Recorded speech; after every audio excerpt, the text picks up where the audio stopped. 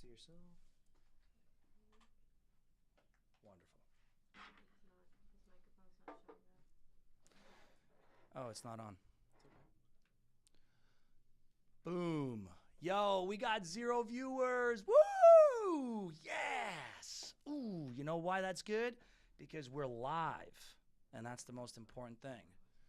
The most important thing is actually doing it, no matter what. Okay, so I see it's delayed over here. Okay, it's my first time going live, so be gentle. Understand? We won't force you to. Is it working? Yeah. Okay, cool. All right, let's hang out. Quick shout out to Arturo, the incredible creative director here in charge of our brand, who is the magician, literal magician behind putting all this together. Also, big shout out to Charisma, also known as Rizolopoulos, and Riz City for all the amazing behind-the-scenes work as well. My voice is sounding really good today. That Manuka honey has been getting my baritone in line. This is exactly where I need to be. On camera, talking to everybody, telling the world what's really going on. Nice. Do we think it's on? Do we think it's on LinkedIn? I'm about to check. Yeah, we should check that out.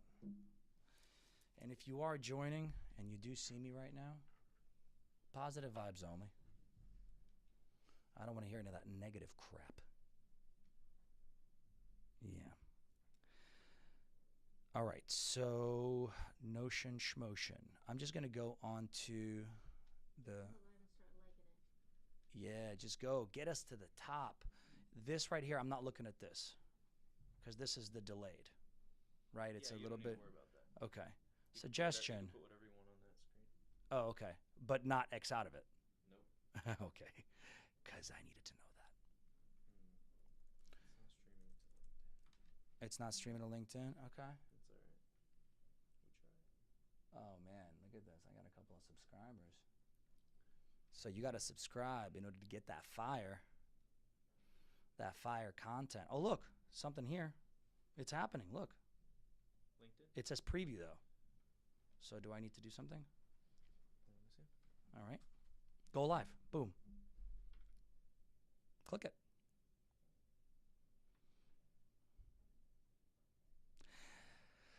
I'm getting chills. Oh, okay. So Yeah. It's a little delayed. that's okay. Who cares? Cool. All right. Do you have any like filters to make me look better? No, sorry. Hey, do you have another face? I'm just kidding. Confidence, everybody. Confidence is key. Strength, stream health, poor. Don't tell me who I am. It's okay. That's all right. It'll be all right. LinkedIn. By the way, shout out to LinkedIn for making it extremely difficult to go live. Really appreciate that. I like challenges.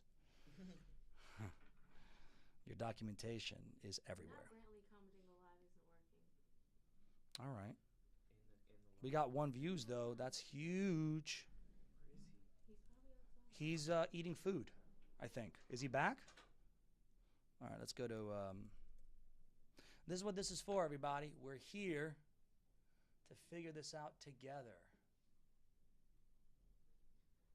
Okay. Okay, so I can at least see myself here. Good.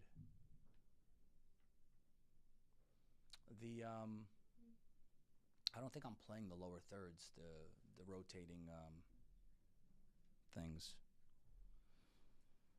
Is the sound on for the... It is? For Instagram? Yep. Okay, amazing. Does it sound good? Mm-hmm. All right, sweet. Sound fire. Sound like a fire. All right, I think like next time maybe a little bit higher on the... A bit higher on the camera. Yeah. Yeah, if you just joined, we're just figuring out a couple of things, and I'm going to start answering some questions that I got from some of my peeps, some of my entrepreneurial peeps. Let's see, synthesize. I'm going to go to my boys. School.com/synthesizers. If you're a creator, get in there. Incredible community. Love these guys. All right. I'm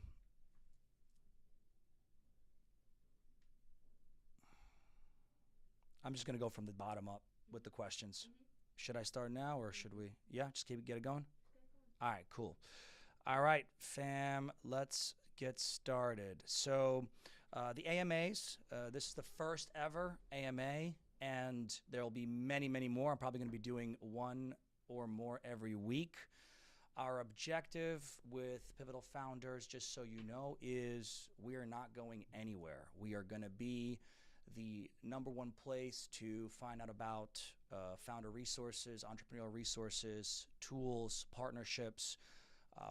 Our objective with AMAs and to help people get to a certain level in their business is so that they feel supported and feel connected to information really readily. And after doing this for about a decade, or actually more than that now, and being in a bunch of different businesses of all types, I have amassed quite a bit of knowledge that I think could help a lot of people. And the point of the AMAs is to show you that and also actually solve people's problems. That's the whole point, is I want to take entrepreneurial problems and I want to solve them here off the cuff. None of this is scripted or planned. I just read the questions and then I give you my thoughts on the answer with some actionable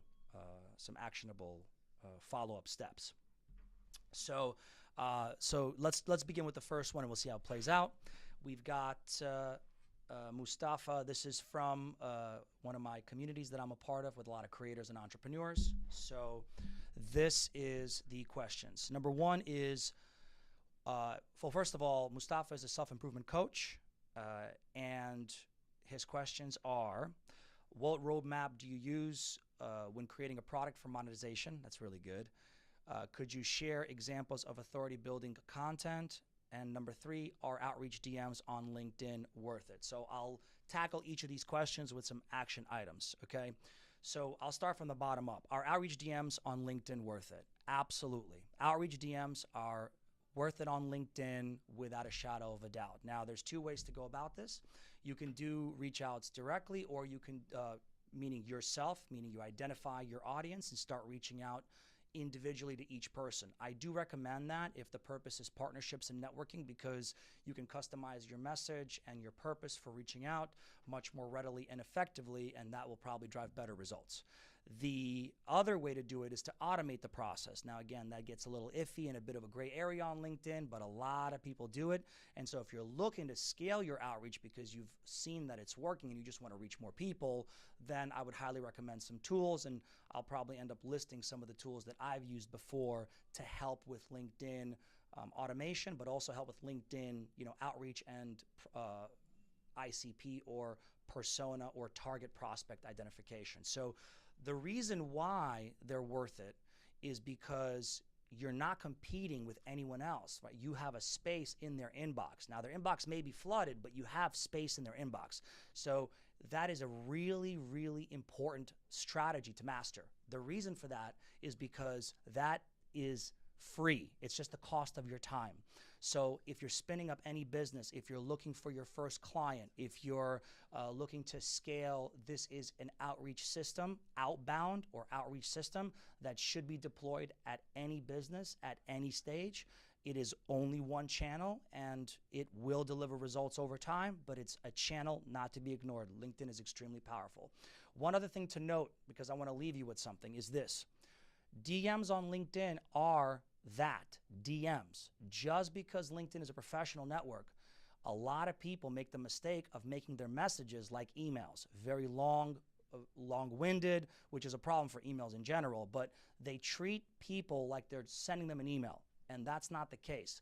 See, LinkedIn is a social platform just like any other platform, so you have to message people in a short, concise way as if you're talking to them and DMing them on any other platform, such as Instagram or whatever else you use. So what I recommend is 1 to 2 sentences when you're sending the follow-up message of the purpose of why you're reaching out to them, and then just making sure that when you connect with them, you're giving them a little bit of substance as to why you want to connect with them. Try to be as general as possible, though, while still conveying your point, but so that they know you're not a bot, so that they know that you have a purpose for connecting. For example, if I wanted to connect with attorneys, I would say, I'm looking to network with attorneys in West Palm Beach. That's where I live, right? So I'm looking to network with attorneys in West Palm Beach. Would love to connect and share some ideas, for example. Very general, but kind of shows you, okay, I'm looking to connect with you and banter, and then follow up once they connect back with a message of substance. So outreach DMs are a big topic for me. As you can see, I kind of went on about it a little bit more because it's so freaking powerful. So I highly recommend that being the starting point of anybody's outreach strategy to get new customers or get your brand in front of people, or your personal brand in front of people. I will share some examples of authority building content on LinkedIn, but LinkedIn's virality really depends on the emotional context of your post. People on LinkedIn like to be empowered. They like to be inspired. They believe that the algorithm sort of believes that if people are liking, sharing very quickly in the beginning, then that hits them. And there are a lot of different blueprints and frameworks to build authority on LinkedIn through your posting. But the number one thing I can tell you before you start to think about authority is, the number one thing is start posting. Doesn't matter what the post is, just start posting your ideas. Get into that habit of posting. Once you've posted every single day for 30 days and you've got enough of a system where you can share your ideas in a concise way and convey information, look at everything you've posted and look at what the metrics are. What are the likes? What are the comments? What's getting hits? That way you understand for your audience what is really resonating, and then you start to tweak. And then you can use some blueprints and frameworks that we actually will have in the Pivotal Founders community to start to get more virality around your post. There are some frameworks that you can do. The second thing, which is last but not least, then I'll move on, is you got to make sure that you're scheduling these posts out like anything else. Don't wake up in the morning and start to think through your posts. The way the brain works is we like to compartmentalize and structure things. So the most important thing is having a day, for example, Monday, where you take an hour or 2 hours and you write and schedule all your posts for the week, or maybe even 2 weeks. The reason for that is then you kind of have a flow and a story, and you're in that creative muse, so you'll get better results, and then you don't have to worry about it, because the idea is you cannot skip. Social media platforms, any of them, they rely on you being committed to them before they're committed to you. That's the number one aspect of any algorithm. They gotta see you keeping on posting. They want that data. So if you give them the data, they're gonna come back to you with they're gonna feed your post to more people over time, regardless, because you're doing the posting. And then a bit of a separate question, but the roadmap. What roadmap do you use when creating a product for monetization? So my philosophy on, there's so many things to talk about here, but I'll keep it as simple as I possibly can. Don't build for nobody. That's the number one key. You may think you've got a product that is insanely powerful, insanely valuable, but that skill may not be monetized, or may not be monetized as effectively as you'd like. The way that I think about productization for monetization is I look at what else is out there in that area of where your skills match up. So if my skill is editing content, I'm going to look at what are my avenues for monetization, and what do I want to do with that? How can I productize that? So for example, you can go on Fiverr and offer your services there. What I would do is I would look at what's available on Fiverr and what products are being offered, and who's buying from my productization for monetization, because then I can say, okay, if these are the most popular products, for example, editing 10 reels or one long form YouTube video or whatever content production that is being sold, I will then put that list as all of my products down on one list, and then I would put a price on that as a product. So you kind of want to productize the services that are the most popular in your industry, and then you roadmap it by first offering the one part of the service, say it's editing 10 reels. Once you've got that, then you can add a secondary component to it, which is I want to include one long form video as well. And so you start to develop different packages for monetization simply by stacking skilled services on top of one another and putting a price on them. Now, we're not talking about how to reach the customers here, which is a different conversation. We're also not talking about marketing or advertising this product. We're simply talking about how we create a product for monetization, and we look elsewhere to get ideas of what services are being monetized, and then we productize that service in a unique way simply by identifying the most popular services, putting them together, and turning that into a product. That is the number one way to monetize, and then you can test that monetization on your probably closest network to start off with. So that's why I say, if you're starting a business, make sure you put all of your friends in your circle, make sure all those people are your future customers. The best way to start a business is to surround yourself with people that will collaborate with you, work with you, or ultimately buy from you. I love working with founders. I love working with entrepreneurs. So my network and my friend zone is all these ambitious individuals. And so when I release a product or service, or when they do, we have an ability to sell to one another, collaborate, barter, test, and see what resonates and what works. But the only way you're going to know if your product is ready to monetize is by selling it. So remember, take what's out there. Look at popular services that are out there around the product you're looking to create. What is already selling? It's absolutely out there. I know you're unique, but probably what you're trying to do has been done. Put that into a unique product or a UVP, unique value proposition, and then move forward with test selling it to the masses. Don't worry about building out the how. Don't worry about, okay, well, what am I going to use to edit it? Don't worry about getting your website going. Don't worry about any of that crap, because all that's a waste of time until you've got somebody going, yep, I want you to edit 10 reels.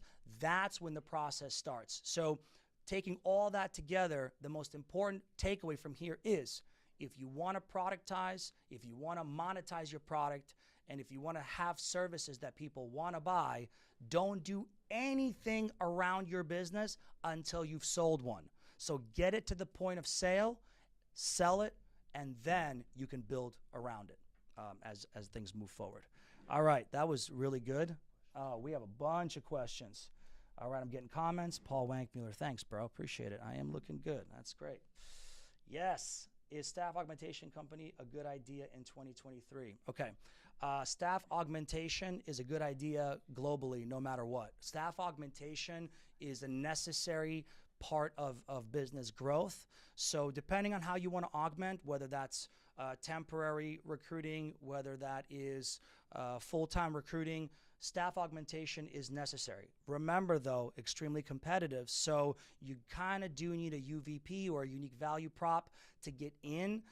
The first thing I recommend with staff augmentation is niching. Niching to a specialized talent pool will give you an edge, because talent is very elusive and talent is temporary, right? You're looking for a job tomorrow, and then the next day you're no longer looking for a job. And so because of that flux within staffing, you want to niche down and build long-term partnerships with people who you will ultimately place into companies to help augment their staff. And that's independent of whether it's staffing, recruiting, doesn't matter. Niching and being the expert in what these people do, understanding these people's skills so that you can match them better to the employees you reach out to, that's going to give you the credibility and trust. So keep going with staff augmentation. I know why you're asking this question, because recruiting took a dip this year in general, but I will say that that is just the nature of the flux of the year-by-year hiring sprints that companies have. This will all be coming back up, and you've got about a month or so, because right around September, October time, things will start to spring up again, and it'll fly into a strong, my prediction is it'll fly into a strong growth in 2024 for recruiting and staffing. That I guarantee you.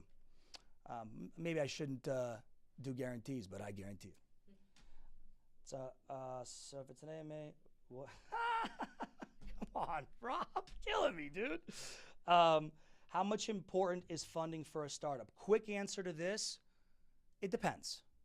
And I'm moving on. No, I'm just kidding. Their funding is an important aspect of any business. If you're not willing to invest in a business or yourself, I don't think you should start a business because you're gonna have to invest. There's no question. So how much you invest will depend on how much you have to invest. Now, I think there are ways to spin up businesses from nothing. There are plenty of side hustles that you can do by selling your skills. So it really just depends on what type of startup you're looking to grow. Fundraising should only be applied when what you're building can only be monetized once it reaches a certain point of scale. So what I mean by that is if you have a tech startup and before you can monetize the tech startup, you need to build it, then you're probably going to need some funding because you can't monetize until you've got an MVP. So what you're going to want to do there is get it to the point where people can see what they're investing into, and that'll give you a much easier time getting an investment. But if you're starting an agency, or if you're starting some kind of side hustle, or if you're selling services or products that you're creating, such as digital products or service-based, say you're doing window washing or power washing, the investment is simply the cost of the tools that you need. So it's pretty nominal, and then it's the cost of time and sale to get yourself the new customers. So it's important where it's important, but most first-time founders are going to look at side hustles or other avenues of investment. Side hustles or other avenues of business before they start to embark on a journey that requires some kind of VC funding. It's just a longer path forward. Okay. So let's move on to some other stuff. Okay. By the way, if you have any other questions, comment on LinkedIn, comment on Instagram, message me wherever whatever platform we're on. Let's see. Zero view. Okay. I got it. So. Rob requested to join the live. Nice. Should I let him in? Join the He conversation? wants to join the live In what? on IG. Well, this is AMA, so not this time. Sorry, Rob. We love you. We're meeting next week. Okay. So, but he did ask a question. Capital of Peru, Lima. Thanks for the question. Let's see. Fedor, we've got greetings. I think this question will resonate with the audience. Given your expertise, could great loom on the topic. Okay. If you were to create a self-help manual on how to learn sales skills, what would it include? And then follow up to that question, how can a person who's not yet working a sales job train sales skills on a day-to-day basis? What are the most effective activities to train sales skills? So the topic of sales, I love the topic of sales. It's really near and dear to my heart. It's one of the best skills to master if you're kind of getting into a business of any kind. I think to answer your question, if you were to create a self-help manual, I think the best way to learn about sales is to actually start to sell and sell to yourself. Start to speak the words of your business. Start to speak your pitch. Start to speak your one-liner. Saying things out loud and then writing them down is the best way to build your own mini sales manual. I write all my pitches down. I am thinking about how I want things said. Then I say these things to myself in the mirror. I talk to myself all the time when it comes to sales and what I'm talking about, what I'm productizing, what questions I want to ask. And so really, sales does have a process, but that process varies based on the business that you are in and the size or kind of revenue, the cost of the service. If it's a really high revenue or high cost service product, the sale is a little bit longer. It's a little bit different. If you're selling something relatively low cost, then it's much more about audience trust and it's much more about them seeing you as the expert. So if you want to create a self-help manual or you want to practice sales or showcase sales, I think practicing it over video and talking with people and saying, okay, if somebody says, I'm not interested, what do you say to that? And if somebody says, okay, I'm going to think about it, what do you say to that? Really knowing what are the objections, what are the questions that should be asked, and then answering them for yourself out loud around your product or service. That's the first and most effective way to train for sales. I would start off with, say, Googling a list of objections, and then each objection, say it out loud, and then try to, combat that objection on a video. Watch yourself.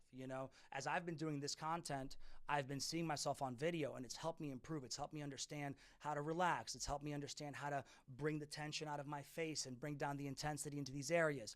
And that makes me a better salesperson because I'm able to see what I'm doing, how I'm doing it, and I can grow from that. If you only write things down, or if you only think of what you want to say and don't actually speak it, you can't really grow as a sales professional. And if you want to get anywhere, you've got to know how to sell. If you're not working in a sales job, you should be selling something, including yourself, your ideas. If you're talking in a group of friends, you should make it a game where you have an opinion and then you get on a mission with your friends to try to see if your opinion could resonate within the group. Try to incept that opinion as truth for other people, right? Because the way you sell is you start off with a prospect, and again, this is a bit esoteric, but just stay with me. You start with a prospect where their truth and your truth are different. Because if the truths were aligned, there'd be no need for the sale because they would just buy, right? Because they believe that what you're saying is the truth, right? People are naturally going to be inclined to seek the truth. So the goal of a sales professional is to help your prospect see the truth as you see it. And to get them there, you have to navigate them through a series of questions, comments, interactions, and experience to then help them see things as you see them. And once you do that, they will then see the truth as you present it, and then they will know that they got to buy from you. So my objective when sitting down with any prospect is getting them to understand that I have a level of expertise where we can ultimately see eye to eye. Once I've established that, it's all about gaining trust through questions, through understanding what it is that they're after, what are their outcomes, what do they need, and then implementing the solutions to their problems so that the ultimate truth is I'm going to buy because I need this product, and what Paul's talking about is the truth. This does work because I understand it and what he's saying is true, right? And that's the best way to sell. So try that. Try to speak in the mirror, or I highly recommend recording yourself when doing it. Maybe 30 minutes a day, 5 questions, answer them on video, and then watch yourself. Oh, we're wrapping up already? We could go 30 more. Let's go more. No, let's go more. Let's go more, if that's okay. Yeah. All right. Riley, thanks. Riley said, doing the Lord's work. I mean, I doubt it, but it's fine. Thank you. All right. John Wick. Nice. So what business niches, products, services do you think have become oversaturated to the point that it's near impossible to start one in that area? Follow-up question, if you were to start a business but you had very little startup cash, what would you do? And well done on the skills. Okay, thanks, bro. All right, John, so oversaturation is just a lack of confidence, because when you sell, you don't sell based on saturation, you sell based on market size. So video editing, for example, we'll use that one because I've used it before. Very saturated, but really the market size is huge because everybody's on a mission to create content. Saturation is only evident when you're cloning or when you're not differentiating yourself or your brand. The way to differentiate yourself and your brand so that you step away from any saturation and step out of that is to start to build an audience and gain attention around skills so that people can see you, recognize you, follow you, get their attention, and then you can separate yourself from what everybody else is doing and build your own mini community, right? Because the goal of the goal is to segment the attention away from everything else to you, and you have to have a path of doing that, whether that's sending emails out, whether that's sending LinkedIn messages, whether that's running ads. But if you don't have a lot of startup capital, you want to start with these social platforms and reach your target users by exemplifying your skills through messages and productizing in a unique way. Think about the service or productized service, which I'm assuming you're talking about here. Think about your niche. Think about what's saturated about it, right? Is it a lot of bodies, a lot of individuals are selling into that space? Okay, how do you differentiate? If you focus on how you can differentiate, how you can better productize, how you can tackle that market, the only thing that stands between you and penetrating into that market is time. Because if you start reaching out to your target persona, to your audience on a daily basis, say with LinkedIn, and you don't stop for a month, I can tell you right now, you're going to be a lot closer to getting a client regardless of saturation. What I like about competitive markets is that there's a lot of copycats. And so when I look at markets, I say, okay, like how many communities are out there, right? Let's take a look at Pivotal Founders. How many startup communities, founder communities? I mean, there's so many of them, right? It would be crazy for us to start another one. But the reason why we're moving down this path and why I know we're going to beat a lot of these people, if not be the number one, I mean, our goal is to be the number one community, is because we are going to be segmenting and differentiating our offerings such that we take a completely different approach to this whole ecosystem. And what I'm doing is I'm studying all of the clones and all of what's making this business saturated with the same stuff, and I'm creating different versions, different approaches, different angles to that information, to that implementation, so that I can stand out, and then people will come with me because everybody else is doing the same stuff. And so saturation means absolutely nothing to me because I'm always going to study and segment myself, my audience, my following, my attention to where I want it to be, because my approach is going to have a unique value, and that's all I'm thinking about is what unique value can I offer? How can I be better for my founders and entrepreneurs, right? Rather than, oh my God, everybody's doing it, there's no point in starting it. There's a point, okay? The more riskier thing to do is to start something in an area where there's not a lot of people. You may not have a lot of people, but then you also don't have a lot of data. You don't have a lot of competitors to study. It's much more difficult to carve out your niche, and so, or your path. So I think that near impossible, it's not near impossible. It's very possible and very fruitful, but think differently, perceive it differently. Don't focus on them, focus on you and what you can offer and how you can do it. Because even if these people are all doing it, they're not gonna reach the market size. There's room for everybody, so go for it. I'm not gonna talk about if I had to start a business, but I had very little startup cash, because I've been there.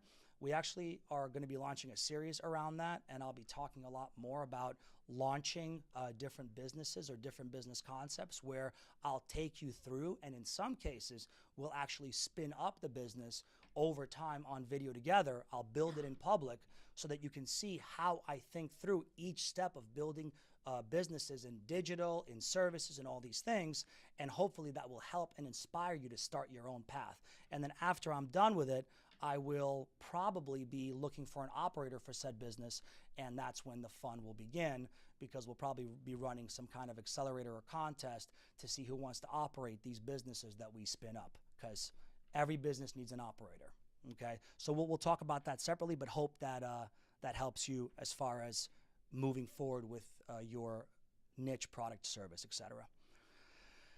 Whoo! All right, how's that so far? All right, sweet. Sound good? Everything's good? Amazing. I appreciate that. All right, this is the first one. If you have any other questions, post. If I don't get to questions, I can always do other, do more of these, or I can always record later for everybody. I want to do video. I want people to know that I care about solving your problems. That's my objective. I want to actually give you that next step. So whoever asked me, John, you asked me about oversaturated. Your task is, what's the business? What's the niche? What's your unique value prop? Why are you different? How are you going to approach it? Give me that info, and then let's take you to the next step. There's always an action item. So you feel free to send follow-up questions as you move through this path, and I will help you every step of the way as long as you put in the work and hold yourself accountable to take that next step. That's the most important thing. Act now. Okay. Let's see. How do you go about whether you should sell low ticket or high ticket product? And then Shane shared his YouTube channel. I'm not going to mess with stuff and open up another YouTube channel, but I'm going to tell you selling low ticket or high ticket. So it really doesn't matter whether you're selling a low ticket or high ticket. It's first, I would take it to the lifestyle you want to have, because a low ticket is all about building systemized funnels, videos, and gaining segmented attention so that people can buy from you things that are already done and put in place, content multiplication. That gives you a much more free lifestyle, but the business is less robust, right? Because if you want to grow past that point, you're going to have limitations on revenue until you start to scale those low ticket products or services, yeah? Now, for the high ticket, that lifestyle is you're going to be on sales calls. You're going to have to give them FaceTime. You're going to have to be a part of their journey. That's much better for the person or for your clients because they get your time, and time is very valuable. Also, the accountability and the results will probably be greater. So I'm assuming you're asking about maybe a course or a digital product because that's typically where the low ticket, high ticket conversation happens. What I recommend is start with selling.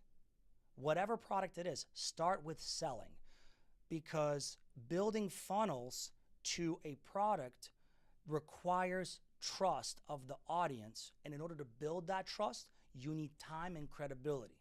So you have to be very patient if you're going to go that route. Or you can start having conversations with people and you may charge a little more, but then you can sort of build it with them as you're going through it with them, and you can learn in real time, what are the actual problems? Are you really helping them? Is what you have to offer going to be the solution for them?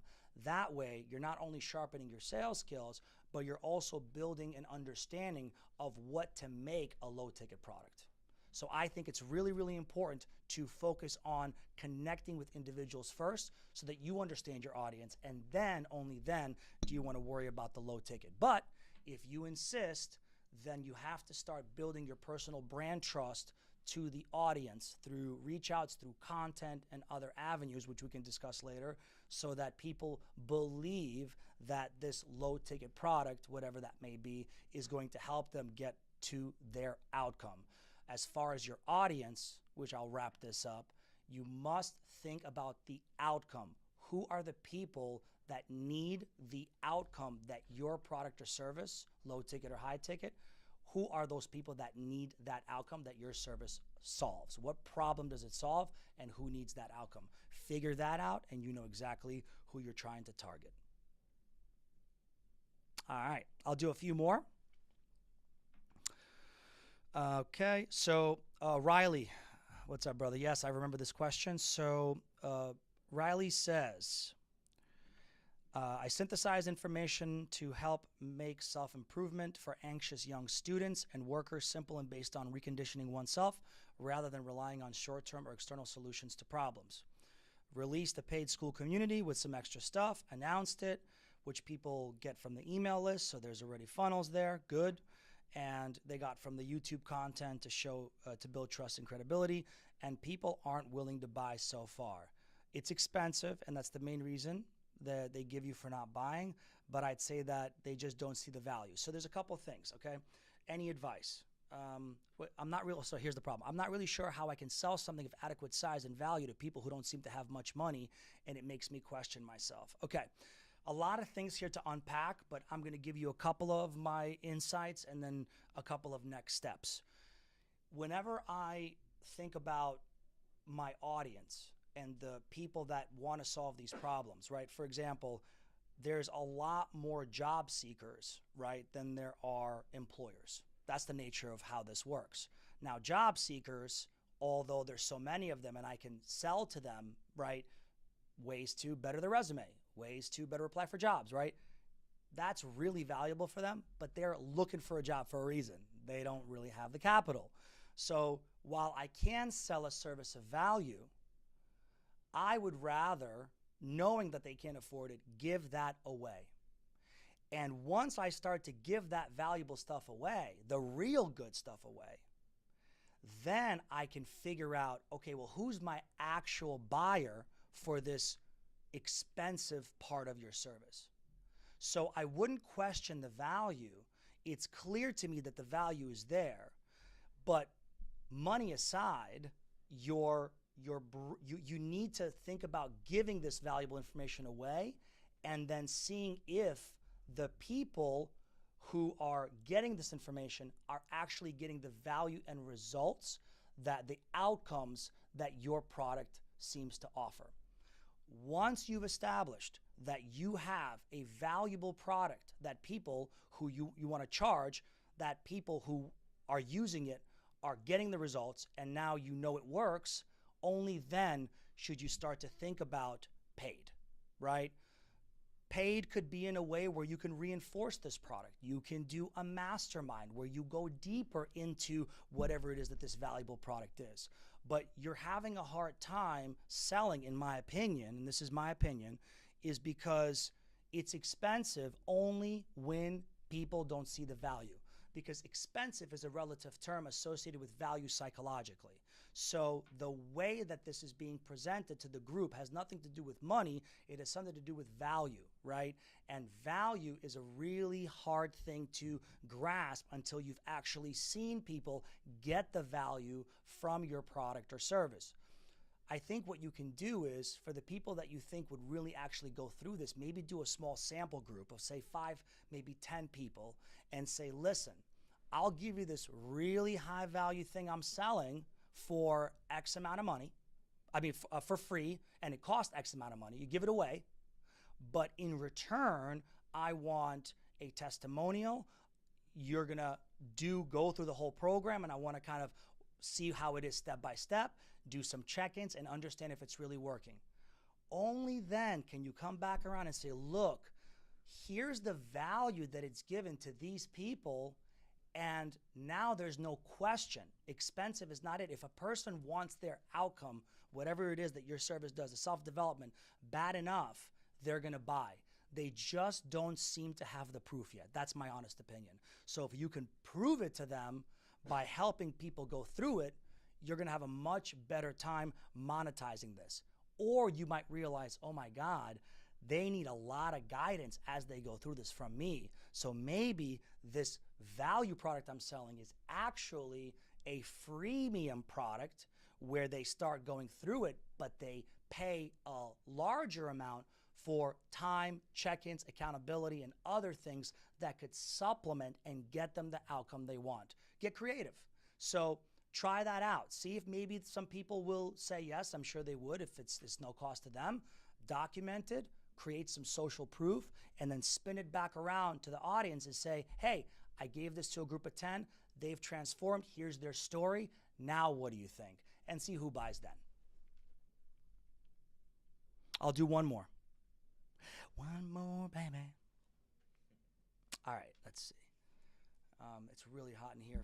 Just FYI for next time, these lights, I'm starting to sweat a lot. All right. So let's get a fan in here.